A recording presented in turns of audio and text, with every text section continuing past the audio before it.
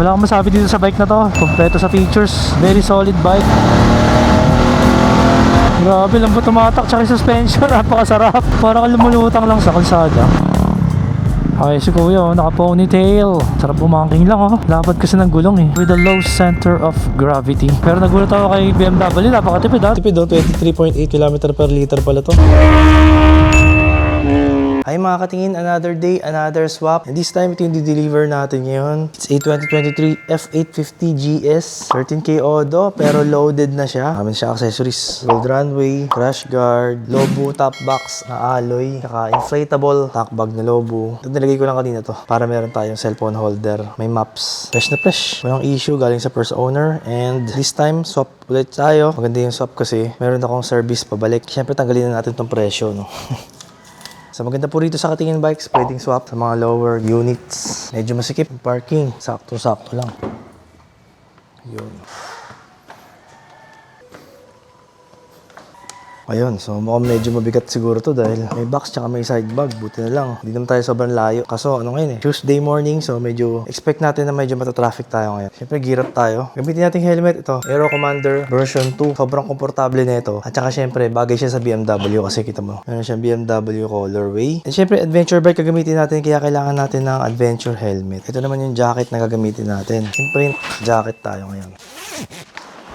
Grabe, sobrang comfort talaga ng helmet na to. At sa mga nagtatanong, ito po yung gamit nating mic sa ating pagpa-vlog, wireless mic. Lagyan sa loob, biomagnet. Tura ng helmet natin, di ba? Pogi. So ayun, biglang umulan. Buti na lang meron tayo naka-ready SPRS jacket. Jacket na, raincoat. So kanina patigil-tigil yung ulan, eh. Luto talaga weather ngayong December. Umulan to sa maaraw. Raincoat all the way na tayo. So maganda rito sa SPRS na raincoat, manipis lang siya. And meron siyang ventilation sa likod kaya hindi siya mainit. Actually, sa layo ng biyahe natin, mahirap magtiwala sa weather.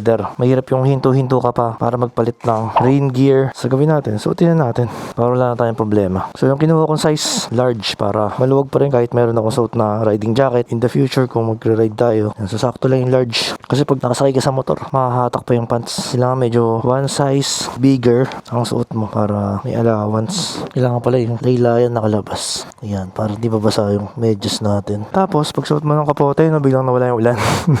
First ride ko pala to sa F850 GS BMW and ayun, kumalas yung camera ko. Kumalas.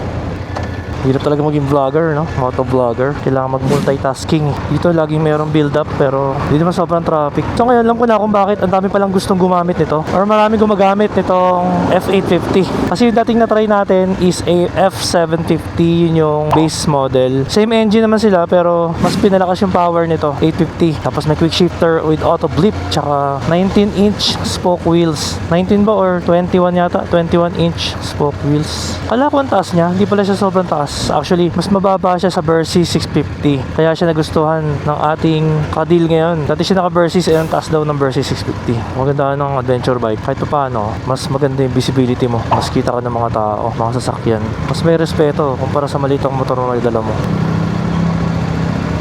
Traffic test kagad kasi Tuesday morning, so back to work na naman ang mga tao. Ay, Tuesday ba? Wednesday morning pa lang yun. Second day of work kasi Monday holiday. Siguro ito yung lubak. Meron dito lubak na malalim. Ay, ito nga. Ito yun. Meron tayo sa gitna. Thank you. Medyo kinakabahan ako kasi mabigat yung side bags tsaka yung alloy box, additional weight. But as long as kontrolado mo naman siya, huwag mo lang bibiglayin yung preno para hindi ka mabigla dun sa weight transfer. Pag bigla ka nagpreno, talagang mabubulaga ka sa weight eh. Maganda sa kanya, malaki yung kabig niya, maliit yung steering radius. So mas makakaliko ka kagad sa mga U-turn or change lanes. Ganda ng makina, no? Mayroon siyang vibration pero minimal. Yung vibration ng exotic vibration, hindi yung vibration na nakakainis. Hindi yung micro vibrations na parang sa Barena. Ito malalaki, parang sa mga Ducati. Ramdam mo talaga yung pagiging premium feel. Pati yung hand grip niya, pati yung throttle niya, oh. Pag BMW talaga, ganda na pakiramdam eh. Very premium yung preno, yung throttle, yung grips. Iba talaga eh. Alam mo talaga na naka-BMW ka. At syempre, kung naka-adventure bike ka, yun yung kalaban mo, yung mga singitan. Lalo to may side bags na malaki. Kalaban mo yung traffic kasi hindi siya ganun kadaling isingit kung ikukumpara mo sa mga standard, sa mga sport bikes. Unang-una, malapad yung handlebar, malapad yung bag. So nandun yung challenge. May ambulance. Diretso pala itong dump truck. Hindi, huwag tayo makapag-unahan kasi egg holes tayo dyan pagka pag-unahan tayo. 2 wheels lang tayo eh. Always chill on the road. Siguro mamaya pag talagang wala ng hulap, pag medyo clear skies na, palitan tayo ng jacket. So nakakalungkot lang, wala pa tong cruise control. Tinipid pa nila yung cruise control, no? Samantala naka-ride by wire siya. So pwede na siyang lagyan ng cruise control. Na-reserve nila yun sa mas higher specs na GS. Pero so far, di siya mahirap gamitin. I'm impressed. Siyempre, meron tayong RFID. BMW to. Yes, natapos na yung traffic. Nakawala rin sa traffic, no? And then naka-road mode lang tayo. Kaya ba natin mag-sport mode? Bukan natin. Bukan ko nga, sport mode. Dalawa lang pala to. Road tsaka rain. Okay, wala pala tong sport mode. Lagi ako nalilito eh. Yung talaga hirap kapag palipat-lipat ka ng motor. Kada motor, iba-iba yung karakteristik at features. Minsan nakakahilo na. So good thing meron tayong RFID. Hindi ko lang alam kung may load. Good thing meron talagang expressway at skyway. Hindi. Nahihirapan yung mga naka-adventure bike, yung mga naka-sport touring na malalaki. Siyempre mas komportable tayo sa ganitong maluwag, isang diretso lang.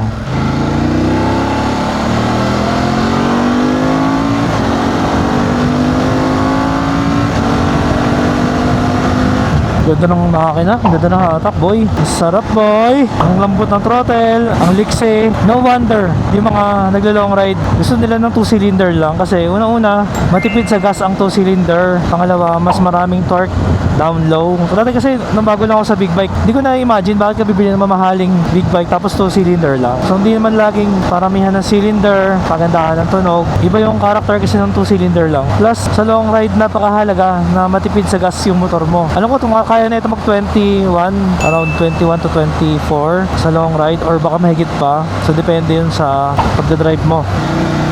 Dito sa entry na skyway may bantay, kaya pag ang dala mo hindi ka 400cc, makikita ko nyan. Grabe, lambot tumatak, tsaka yung suspension, napakasarap. Parang lumulutang lang sa kalsada. And then, ang weird thing, pagdating dito, wala na palang ulan. So, ewan ko, papalit pa ba ako ng raincoat? Tinatamad na ako eh, magtanggal ng raincoat. Parang gusto ko ng panindigan. Kasi, terno naman, di ba? May blue helmet ko, may blue rin ko. Pagkamalan pa tayo ng MMDA. Ang ganda ng pagka-blue nung SPRS, shoutout Sec Moto Supply sa mga interested sa raincoat na to. I'll put the link in the description para sa mga interesado. Ganda oh, kasi may singawan sa likod kaya hindi siya lumulobo. Tapos napaka-lambot, napakagaan. Pag tinupi mo, maliit lang siya kasi yung tela niya matibay, parang tela ng payong pero mas malambot pa. And then yung kulay, matingkad, napansinin ka ng mga tao. Pwede ka pa pagkamalang MMDA. So pagdating sa South, tirik yung araw, di ba? Napakahusay. Sa Norte, maulan. Yan, makulimlim. Di parang lagi naman ganun, no? Sa North lagi yung ulan. Sa South lagi mainit. Siguro pag nakachempo tayo ng laybay, mamaya mag-picture tayo. Picture. Tapos palit tayo ng raincoat. Pero kanina umulan din pala dito kasi basa yung semento. Yun.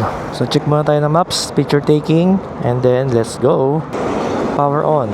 Yun. Tagapalit na pala tayo ng jacket. Malala ko bigla. Wala na nga palang ulan eh, no? Pasaway. Ito may ba ako ng extra jacket dito? Wala na palang ulan. Ang init. Solid eh, no?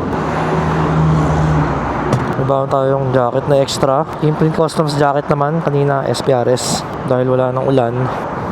Lalo kung ganito naka-sport touring ka, may windshield siya, kaya mainit kasi yung hangin, maharaka ka ng hangin. Yun lang kalaban mo sa mga sport touring na may windshield. Kapag tag-init, pabor yan sa mga ulan tsaka lamig. Pero pag tag-init naman, kalaban siya.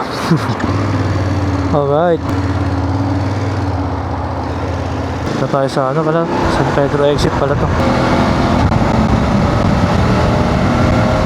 Grabe yun, lumulutang sa lakas eh, no? Sarap ng ride. Hindi mo ramdaman yung mga lubak kasi yung hatak niya malakas para sa isang sport touring. Sakto na yung lakas niya eh. Hindi na magagamit yung full potential kung chill ride ka lang, parang ganito. Of course, kung gusto mo naman ng spirited riding or nagmamadali ka or emergency, meron siya ibubuga. Sample. Sobrang ganda naman ng play doon. Lambot ng play oh. Magalang lang siya, maalon-alon ka lang sa daan. Sobrang solid naman noon. So I think ito na. Buti na lang meron tayong dalang cellphone holder.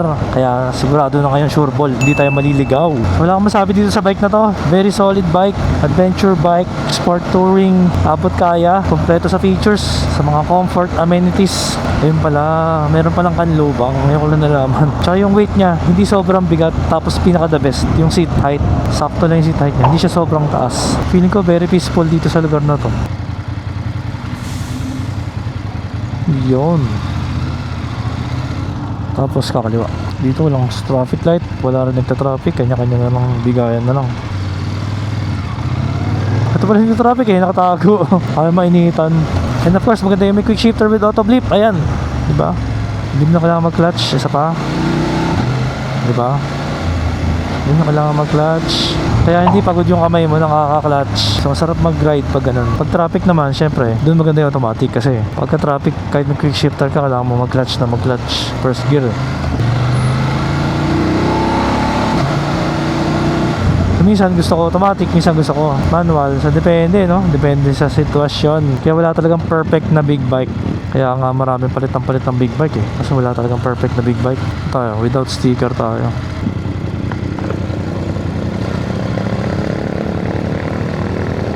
So, BMW. Hindi naman lang pinapara. Ayan. Hindi ko alam kung gagawin dun eh. Papakita mo yung ID mo or ano. Don Bosco College. Dito pala yun. Pero yun eh. Yun. Ay yung ano, top box. Ayos naman dito oh. Dami puno, lamig. Ganda oh. Iba talaga nagagawa ng mga malalaking puno eh no. Presko oh. Parang naging alas 5 dun. Talaga na yun. Ay! Nakakaliwa na pala dito. Ito na pala yun. Sobrang excitement no. Sarap kasi mag-ride eh. Sarap pag GS. Parang ando ka na gusto mo pang gumala. Parang ganito, 'di ba? Narating na pala natin. Gusto natin mag-ikot-ikot. Tayo mag-ikot sa ano? Pure Gold. Tayo dito. Namasyal pa eh. Galing oh, Parkway Coffee. Para siya may ano, mini park. Ganda rito, solid, daming puno. Ayun na. So nakarating na tayo dito sa village nila sir. Ganda ng village nila, solid, sobrang daming puno. Naalala ko sa amin dati sa Novaliches, puno, no? Yung mga village dun. Sa Metro Manila wala nang halos ganito. Parang sarap tumira dito no, presko eh, labig ng hangin eh. Kahit na tanghali na, 10:30 AM na pero presko pa rin. Ganda rito, sobrang peaceful, parang sarap tumira dito. Wala makitang tambay, tahimik lang ang paligid no. Swabe naman, nakaka-relax dito. Malalaki ng kalsada, sarap. Oh.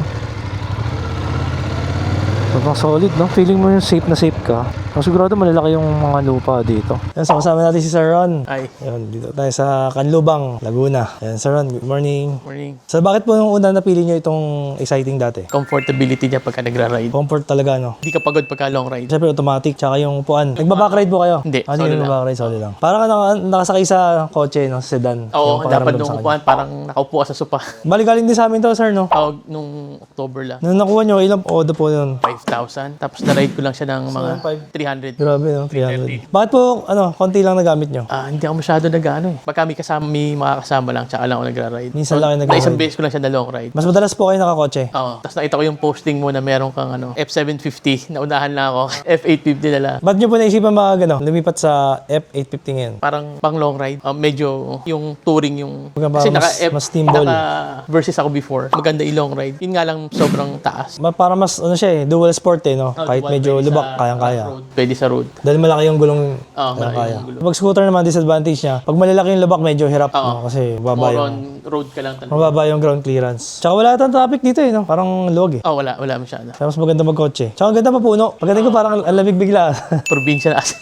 Parang Kalamba, malamig, no? Oo. Pero buti na lang, nakapunta kayo sa 850 kasi mas maganda yung 850 kasi naka-spoke Oo. na tubeless. So, mas mahal yun. Tsaka, mas maganda yung ride sa lubak. 750 alam, more on pang road lang, di ba? Oo, tapos dahil naka 21 siya sa harap, pagka rough road, mas kayang-kaya niya yung daanan yung mga malalalim na lubak. Mas maliit yung harap ng F750, di ba? Mas payat pero mas malaki yung diameter. Pag 21 kasi pumapayat eh. Pero mas kaya niyang kainin yung mga lubak na malalalim. Dahil nga malaki yung diameter niya. Okay, sige. Pakita natin sir yung ano. Pre, syempre yung keyless dito sa akin. Ito yung sir, bigyan na sa'yo. Tapos may mga susi na siya. Top box tsaka nung side Ilan bag. kasama yung? May extra pa dito. Na isa? Parang Tagalawa yata. Yung sa remote, isa lang. Ang binibigay ni BMW. Ang kasama sa kanya is, ano ko dun, meron plastic key. Para lang sa under seat. Basta pwede kang bumili ng Chigi. Kung gusto mo ng quick release na navigation, meron na sila bago ngayon. So, sakto yun dyan. Sakto pang BMW. Ilaw din yung service. Kasi gagawin mo, pag umilaw yan, iano mo lang dito. Pag ganyan. Left and right to yung napipindot. So, ilileft mo lang para... Tapos, pag sa menu, up, down. Dito sa menu, sa button. Tapos, pag mag-scroll ka, papunta sa right. Ito. Okay. Menu ulit down. Ilan yung riding mode niya? Dalawa lang dito, riding mode. Road tsaka rin. Sa road tsaka rain na yan. Yung status niya. Ang tipid doon, 23.8 km per liter pala to. Tipid ka, no? Onboard computer, trip computer, ayun service. So, nung 19 yung ano dapat niya, no? Yes sir, magkakaroon siya ng warning pagka na-reach niya na yung reserve level. Exit, kailangan ano. Ayun, up lang pala. Exit. Pa-up naman dito, pataas naman. Start ito, di ba? Pababa. Yan yung start. Yes sir, try mo. Try mo start. Ay, try mo na rin seat height. Kasi BMW, maingay yung makina niya. Parang KTM, ganun. Yung may Logitech. Oo. Pero normal yan, talagang ganun. Yung makina. Hindi kaya sa mga Kawasaki. 2-cylinder na kasi, di ba? Oo, yan. Tapos patay ito. Yes sir, yan. Hit switch. Okay. Tapos pagka mapatay Pakatay, nyo. pindutin mo ulit yung gitna. Press mo lang. Okay, patay Tapos na. try mo sa yung seat height. Dito ka sa kabila. Pag maraming box, kailangan tatayo ka dito. Kasi masikip dun eh. Sa Oo, paa. hindi ano. Tatayo ka na. Yan.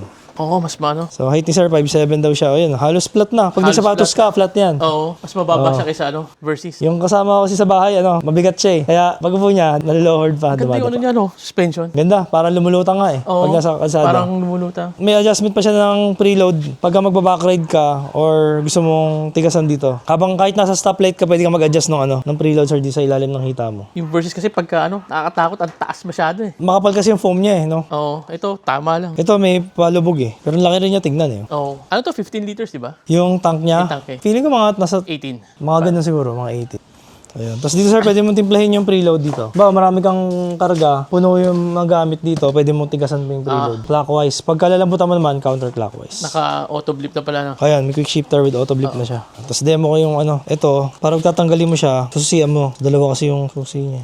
Tignan natin. Ayun. Tsaka meron pa siyang safety cable para hindi Hindi siya mabuksan. okay. Ayun, pag sinabit mo rito yung yung cable, hindi siya mabubuksan yung zipper. At dito, hindi pipikit dito. Ayun. Okay. Ayun lang, tapos matanggal mo na siya. Pati rin ganun din dito. Yun, ayun na si tsura niya pag natanggal. Tapos meron pa lang siyang kasama toolbox. Kaya meron siyang metal key para sa toolbox naman. Pinipikit lang pala ito. Kasi nababasa, kaya may takip. May kasama ba yung user manual? Meron sir, meron. Ayun. Ayun, so may mga kasama inflator kit. Minaximize nila yung space eh. Ayun lang din, nagbukas niyan eh. Ano? Yun. Kaya ito, mga rin eh, 5 kilo rin eh. Oo, ano? Kabinalik siya. Ibabalik, masabit mo muna yung sa ilalim. Ito. Dalawang plastic. Yan, sabit muna. Tapos sabit mo rin dito. Sabit lang to. Yan. Tama sir, tama to. O dapat nasa loob to? Tama yan, bababa mo lang to. Tapos pihit. Pihit yung knob. Pag hinold mo, mag-blinker function yun. Okay. Kailangan, Isa lang, okay. Tapos ito yung yan yung dimmer. pwede ko lakasan. Tapos pagka-press na matagal. Tapos kung gusto mo maging yellow, may nabibili sa online. Parang takip lang. Okay na. Medyo mahirap lang dukutin to. Dito lang kami nag-struggle sa pagdukot. Ipakita pala natin yung function ng airbag. Pasisingawin mo siya dito. Ito. Open mo lang dito. Yan. Kung ano sisingaw na yan. Hindi bigla ata. Kailangan biglayin yung Yun pala. Yun lang pala. Ito lang yata. Pag ipapump mo na, kaya kailangan buksan dito para dito siya So kukuha ng pagka hangin. sinarado ko ulit. Ano ba? Ayan, pwede mo nang buksan. Pwede mo nang buksan. Para makita. Kasi ganda rito. Siya yung sasalo ng impact. Kasi pag yung mga alloy box na tumba, kupi. Oo. Palit ka na rin ng box. Laki pala ng loob, no? Ang laki. Yung alloy kasi pag nakupi, pangit na. Palit ka na rin. Isang gamitan lang din. Ito, kahit mabagsak ka, tatalbog-talbog lang siya. Mas matibay kaysa alloy. Sasara mo lang sagad. Pag sagad mo na dyan, open mo dito, bigay mo. Para magkaroon ng hangin. Dapat nakabukas siya. Hindi pala. Sarado pala. Dapat sarado. Dapat nga ito bukas. Hindi siya kukuha ng hangin. Yan, bukas yan. Maraming lang. Yan. Oo nga. Yan. Kailangan bukas talaga. Bukas talaga, bukas. Yan siya hihigop. Pwede to, no? Ayun, okay yan. Tapos clip mo na to. Tapos dito, meron kang easy access na Okay. tigas lang. Kasi waterproof siya eh. Makapal yung dito niya. Siya yung ma-absorb talaga ng Parang meron siyang jacket eh. Jacket na makapal. Tsaka ito yata, pwede mo rin pala tanggalin. Meron palang pag ganyan, hihilayin mo na lang pala to. Ayun Okay. Yun. Pwede mo siyang Hindi mo tanggalin. tanggalin. Pagka may outing, hindi mo na kailangan kalasin dito. Oo. Patas may laman. Kailangan mo Ang bitbitin. gagawin mo na lang is dito yung susi yung kable na Para iniipit dito. Ito lang i-lock. tatanggalin mo. Meron siyang Okay safety din yung lock cable. para hindi siya manakaw din, no? Oo nga eh. Kaya may safety cable siya. Tapos 30 liters pala to. Ganda eh, no? Lobo baka naman. 2-in-1 din pala yan. Pag may pinamili ka sa mall, pwedeng walang ganito. Kung malalapit lang, na malengke ka. Oo. Pwede mo nilagay dito. Kasi meron na siyang packet para may dalang bayong. Alam ko, nasa mga 20 plus din yata to eh. Yung Paris. 20 ba o 30? Pero mura pa rin kasi yung isang version, Lone Rider, yung ganito niya nasa 50k isa, 48. Isang piraso pa lang. So dalawa, kulang 100. Tsaka maganda kahit wala siyang laman, buo siya. Oo, buo. Kasi yung iba, pag walang laman, payat, nadi-deform. Alps Series. Obo. Available din pala ito sa Moto Supply. Sir, thank you po. Hey, Kevin. So, okay na. Done deal. Buyback. Mas magaan. Pero mas mababa to. Malapad kasi to eh. No, ayaw ko picture, ayaw na. O, akin naman. Picture naman. Para may ebidensya. Thank you po, Nay. Thank you po. Boss, thank you, boss. Thank you, thank you. Thank you. Next time ulit. Thank you po.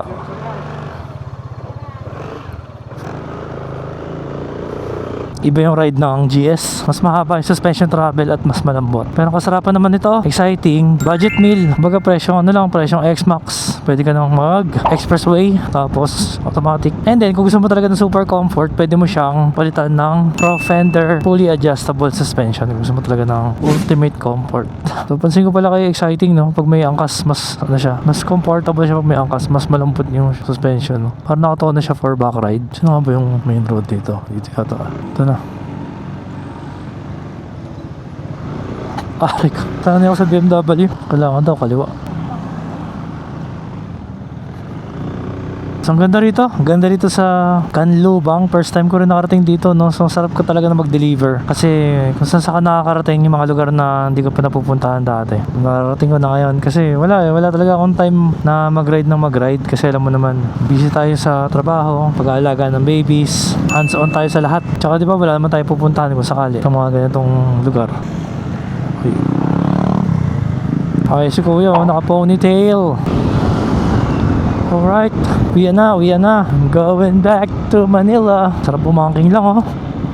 Sarap ng bangking, eh, no? Lapad kasi ng gulong, eh. Tsaka with a low center of gravity.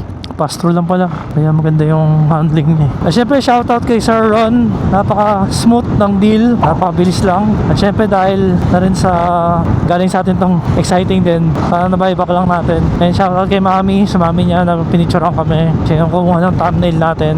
And shoutout din sa Sec Moto Supply. Napakaganda nitong helmet natin. Aero Commander version 2. Exclusively distributed by Sec Moto Supply. Sobrang comfort, magaan, maporma. Bagay din naman sa ano, no? Sa scooter. Gusto kong suotin to. Sobrang comfort niya. Tsaka syempre, alam mo, safe ka kasi aero. Quality, one of the best helmet in the market. Nasa top 10 to na safest helmet in the world. And syempre, si exciting, mas matipid to sa gas kasi single cylinder. Pero nagulat ako kay BMW, napakatipid ha. 23 km per liter pala siya. Tama yung estimate ko. Mga 21 to 23. Dito, meron tayong ID, dalawa ba? Dalawa. At syempre, kung kailangan nyo ng quality big bikes, nandiyan ang Katingin Bikes. Ito rin, exciting na to. Available na po ito sa Katingin Bikes for only, sa mura lang, walang issue, 5K odo. Pwede rin tayo mag-swap. So, depende na lang add cash yung sa lower value. And lastly, syempre gusto ko kayong pasalamatan ng mga Katingin na sumusuporta kasi wala ako dito kung hindi dahil sa inyo, dahil pinapanood nyo yung vlogs ko. Napakalaking bagay na yan para magpatuloy tayo at di ko mararating tong stage na to kung nasaan ako ngayon. I feel so blessed dahil patuloy ko kayong nabibigyan ng magandang content at patuloy ako nakakapag-try ng iba't ibang motor at nakakapunta sa mga iba't ibang lugar na hindi ko na-imagine na pupuntahan ko pala. So, maraming salamat. Basta patuloy lang po tayo, gagalingan natin, gumawa pa ng mas maraming quality contents. At kung hindi naman po abala sa inyo, paki-like naman tong video and paki-subscribe na rin ang ating channel para naman mas marami pa tayong magawang ganitong contents. So, patapos na ang taon, mas galingan pa natin for 2026. Mga Katingin, thank you!